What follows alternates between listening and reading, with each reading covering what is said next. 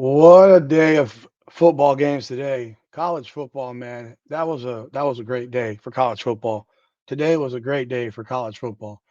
Today was a great day for the Miami Hurricanes, and I think today was a great day for Notre Dame as well. Because what we saw today, I would be absolutely flabbergasted at this point to not see Miami and Notre Dame both make the playoffs, and we're going to talk about it right here. This will be my final video about the CFP until we go live in the morning, 11:50. We will be here live in the morning, so jump on board. The announcement is being done at 12 noon. I don't know why they rush it today, to do it today rather than wait until Tuesday, but they do it today. It's 1:18 in the morning. I I realistically I had the I wanted to see Alabama get crushed. And maybe that was the wrong feeling. Maybe it could turn out to be the wrong feeling. I don't know. But I wanted to see Alabama get crushed. And I got my wish because they got crushed. They got absolutely crushed. Well, welcome back to another edition of Hurricanes Unfiltered, powered by Come On Now, the podcast. I'm your host, Rudy Rodriguez. Show hit the like button, subscribe to the channel, ring that bell, leave a comment. We're about 10 and a half hours away from getting a decision on who's making the playoffs. And I was on live today for almost 8 hours straight for the two games with Texas Tech and BYU, followed by Alabama and Georgia. And then I did the first half of the Duke Virginia game and the Indiana Ohio State game. And at halftime, I checked out because I was tired, man. I'm tired right now, but I watched the rest of the game just talking. I don't want to talk. Do you know how hard that is for me? I'm a big mouth and I've got nothing left to talk about. I'm out of breath. I feel like I ran laps today, man. And all I did was sit on that couch behind me and do my best to entertain the people who are on the podcast live, man. That's really what my goal is, that you have a good time when you're watching me live and that I make it fun. But man, it was made a whole lot more fun for me and for most of the viewers that were watching with me when Texas Tech put the absolute slap down, beat down, mud stomping on BYU. And that game wasn't close. That game wasn't as close as the scoreboard, man. That game could have been 50-7. And yet you have people like a Heather Dinich who are going to have the absolute audacity to jump on her stupid social media and say shit like, oh, well, what if BYU doesn't move? Are you out of your mind? They didn't just lose, they got obliterated twice by Texas Tech. This is not a playoff team. Their schedule wasn't that of a playoff team. Heck, I'm gonna be real. Up until this point, I don't even think Texas Tech's schedule is that of a playoff team. But Texas Tech was the one team I really hadn't seen play yet, and I was very, very impressed by their defense. Offense, I know they have a really good one, but they had a tough time scoring. Maybe that was on purpose. Maybe that was they were trying to slow the game. I don't know, but they struggled to score. They did win 34-7, but they did struggle to score. Their defense though was awesome. Like their defense is legit. Their two linebackers are as good as their two linebackers are as good as there is in college football. Those guys are good. And they made play after play after play after play. They got the job done, man, and that made it a whole lot easier to watch the Bama game because if Bama won, I wouldn't have been all that upset. But I hate Alabama, man. And I had to cheer for those motherfuckers against Oklahoma, and those pieces of shit couldn't do their job. Because if they had just done their job a couple of weeks back, then Oklahoma would be outside and Miami would already be in the playoffs as a number 10 at worst. At worst, number 10. That would be the worst situation for them. But what I wanted was to see Georgia beat the shit out of Alabama. And they did just that. If you watch that game, Alabama got its ass kicked. They're terrible. They're terrible. I don't want to hear another person tell me about Alabama. Alabama has looked like they looked tonight for a large portion of the season, starting with their opener when they got crushed by Florida State, the game that people somehow forget ever happened. Ty Simpson is trash. If that guy is projected as a first round draft pick, whoever does it is making a mistake like Minnesota made on JJ McCarthy. That dude sucks. He was 19 to 39. Stinks. Terrible. Terrible. Running for his life. Uncomfortable. They had negative 3 yards rushing today. 16 carries for negative 3 yards rushing. Do not tell me that they had a great game against Auburn. I don't want to hear it. Don't tell me that there was a buffer for Bama. I don't want to hear it. I know I got a lot of Hurricanes fans who suffer from PTSD and think that everyone's always out to get them. And you might be right. You might be. I'm not saying you're wrong. I don't know. I'm a Hurricane fan. I don't live in this world of blaming and crying about shit all the time. I don't do that. I will say this: Carson Beck is way better than Gunnar Stockton. If Carson Beck was at Georgia, Georgia would be undefeated right now. They'd be winning the national championship because of Carson Beck. And Miami has Carson Beck, and I believe that Miami, if they make these playoffs later today, Miami has a very good chance to win the national championship. They are playing at a higher level than they've played all year. That Pittsburgh game was as good a game as they played in years, probably going back to 2017 when they crushed Notre Dame 41-8 at the Hard Rock. And 28-7 wasn't indicative of the score, man. This game was 21-zip going into the fourth. And Kirby Smart kind of took his foot off the gas, tried to run clock. Some people were saying, oh, he got the call from the SEC. Don't beat them too bad. I don't want to hear it. Kirby Smart wants to crush Alabama. Alabama's brought him way too many nightmares to play around. And when Georgia got that turnover on downs after the great punt and scored a couple plays later to make it 28-7, that was all she wrote, man. They dominated Alabama today. This is as bad of an Alabama team as I've seen in 15 years. I'm being real. This is the worst Alabama team I've seen since Nick Saban got to Alabama. This team this year is worse than last year's team. And last year's team wasn't very good. Last year's team lost by 21 to Oklahoma. And somehow the committee tried to stuff them in there ahead of the Hurricanes because Miami's defense was so ungodly bad.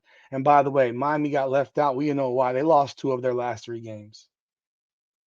Alabama has lost 2 of its last 4 games. But realistically, they've lost 2 of their last 3 because one of those games was Division 6 opponent, a trash can. And their only win came against a bad Auburn team. They got beat by Oklahoma at home. They got a lucky win against Auburn last week. And they got mud stomped today. That is not a college football team. You want to know how I know that? Don't believe me. Listen to Mark Ingram, who played for Alabama, who was a Heisman Trophy winner for Alabama. Listen to Damien Harris, who played for Alabama. These are 2 running backs who played for Alabama. Both of them today said Alabama does not belong in the playoffs.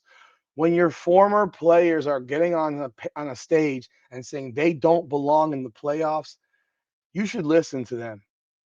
Because if they're willing to say that publicly, they're saying it because they don't want to watch their program get absolutely embarrassed by whoever they would potentially play. Because I'm going to tell you this, Alabama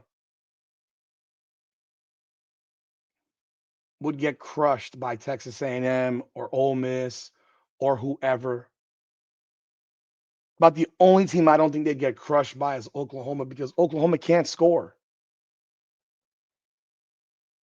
But let me tell you, man, that was enjoyable for me to watch them get annihilated.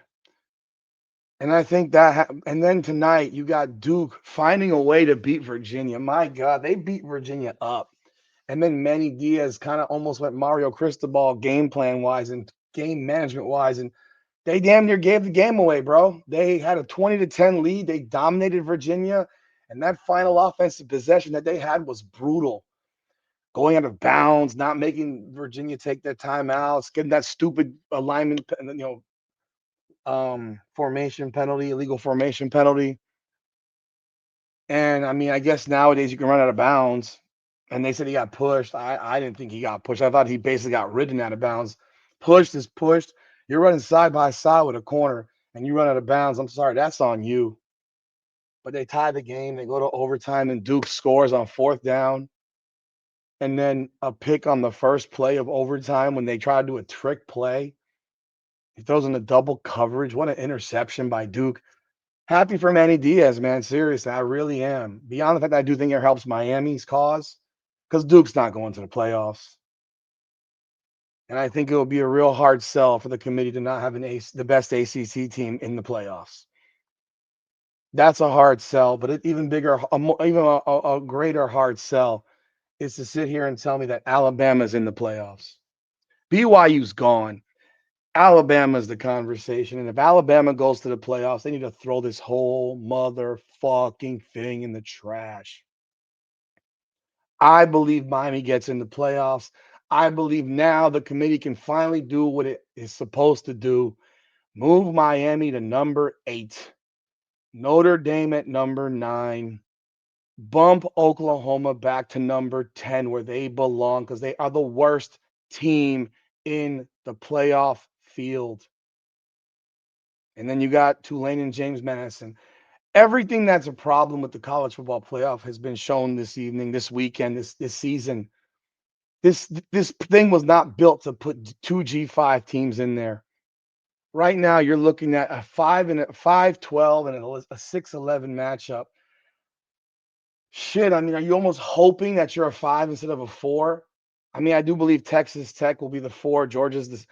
And then, by the way, Indiana, Ohio State, that was a boring ass game. I mean, that's old school 13-10 football, but that was not a well played game. It wasn't a well played game. Those are Heisman Trophy candidate quarterbacks. Stop it. That was not a well played game. I was not impressed.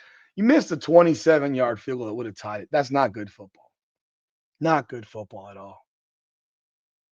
Indiana won. I'm very happy for them. They're the Big Ten champions. All they're going to do with Ohio State is flip. It wasn't a blowout. It was a very, very close game. If Indiana had lost 13-10, Indiana would be number 2. You wouldn't even move them. All you're going to see here is Indiana 1, Ohio State 2, Georgia 3, Texas Tech 4. And then you got the rankings that were as of last week having Oregon 5. So Oregon's going to get a 5-12 against James Madison. Ole Miss will get a 6-11 versus Tulane, a team they already played and beat 45-10, which almost makes me hope that they put James Madison ahead of Tulane. Or even makes me hope that maybe they put Ole Miss at 7 and Texas A&M at 6 so that Texas A&M can play Tulane as a 6-11 potentially. Because if we get a rematch of Ole Miss and Tulane, that's a mess. 45-10, you already know what the result's going to be. Even with them losing their coach and the whole shit, they're not. That's going to be a mud stomp job. But you have Oregon, Ole Miss, Texas A&M, and you have to then they got to make some decisions. Oklahoma should drop. I think Oklahoma sucks. Bama losing, I believe, helps the cause to drop Oklahoma to 10. I think we saw that BYU just isn't that freaking good. They weren't ever that good. And I do genuinely believe, and if I'm wrong, then I'll tell you right now, you need to burn this whole fucking thing to the ground because next year it will be 16 teams without a doubt. 90% of the national media believe that the Miami Hurricanes should be in the playoffs ahead of Notre Dame. So what makes these fucking monkey fucks in a college football committee room tell you that they are better than Miami when 90% believe that Miami belongs? Because football is played on the field and not in a committee room. It's very fucking simple. Miami should be in. Notre Dame should be in. Yes, they should be in. And Alabama should take their asses back the fuck home to Tuscaloosa, sit on the couch, massage their wounds, And get ready for the Gator Bowl or the Citrus Bowl or the bullshit bowl because your quarterback stinks, your offense is awful, and you just don't belong. You got crushed by a 5-win Florida State. You survived the 5-win Auburn. You squeaked by a 4-win South Carolina. 4 wins, I believe. Maybe 3. I'm not sure. I'm not looking. And you beat Georgia early on, man. You beat them early on. You did. You did. And God Almighty, Georgia, if they had just won that game, they'd have saved us from this freaking headache. Because there would be no questions. You got idiots like Urban Meyer jumped up saying the game shouldn't even count. Then why are we playing it? You moron. Why are we even playing it? If we're not punishing losing, then why play football? Let's just stay home. Let's just skip it. Let's just skip it and allow the conference to pick the team they want to be as their conference champion. Because if the ACC had a choice as to who to pick to be their conference champion, they would be picking the Miami Hurricanes. Because they know the Miami Hurricanes are the only chance in hell they have of having a team that can win in the playoffs. It's just what it is. And if you had to pick in the SEC, Alabama would probably be right now, you would take Texas over Alabama. You would take Vanderbilt over Alabama, even though Alabama beat Vanderbilt. You would take Vanderbilt over them because they just got embarrassed. If Miami had lost their last 2 games of the season and finished 10-2, we're not having this conversation probably. Because Miami would have been dropped so far out of the rankings, it would have been ridiculous. But Miami over the last 4 weeks has been dominant. And Notre Dame hasn't been as good no matter what they want to make you believe. Marcus Freeman was a football player. He's sitting there on a podium trying to justify shit. He knows. Because if he was that football player being told that his head-to-head game didn't matter, then what are we doing? Why are we playing? And I tell you what, if Notre Dame is ranked ahead of Miami, I would say that every conference team should not play Notre Dame going forward. I know Miami's not going to cancel the game next year. They should, if that's what happens. Because that game next November on November 7th is a lot more dangerous for the Miami Hurricanes than August 31st was for Notre Dame. It just was. And if Notre Dame had beaten Miami and everything else was in reverse, I would tell you right now, Notre Dame belongs ahead of Miami because I'm not that dude to sit here and pussyfoot around. I tell the truth. I tell it like it is. I respect Notre Dame. I think they're really good. And I've been calling for this rematch to give them another crack at the big dog to show that they're all that shit they're talking. Give Jeremiah Love another shot. See if he can rush for more than 33 yards. See if CJ Carr really is a better quarterback than he's shown. Because he ain't done much of anything the last few games of the season. But we will be here 11:50 in the morning, 11:45. We will be here. And we'll be here to talk about it.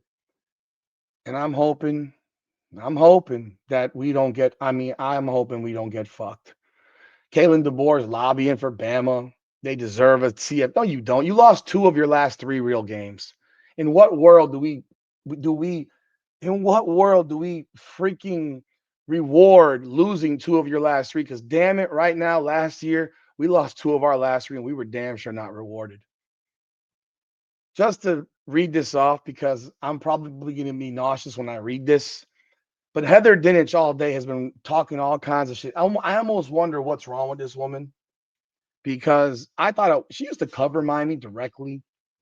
I thought she kind of liked Miami and was real about shit. But she sucks. The bullshit she's been spewing today on social media is otherworldly ridiculous.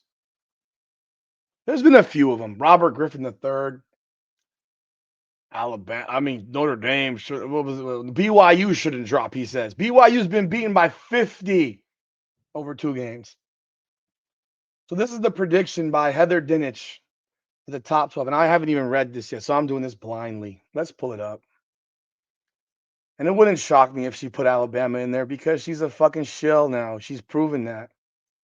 She's proven herself to be nothing more than a shill. Let's see here. What do we have?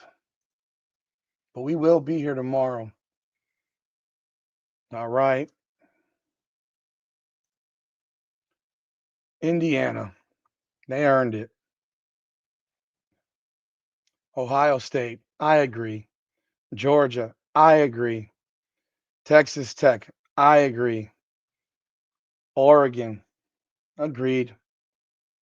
Even though I think Oregon's not that damn good. Agreed. Ole Miss. Agreed. A&M. Agreed. Here we go. Will she put Oklahoma here? Yeah, she sure did because she's a shill. Notre Dame at 9. Alabama at 10. So she's projecting Alabama to go to the playoffs. This woman's a fucking clown. Miami at 11. BYU at 12. She's a joke. She's a joke. She is a joke. To get beat by 3 touchdowns. Oh my God. No, he wasn't off target. Simpson was not off target. He's just not good.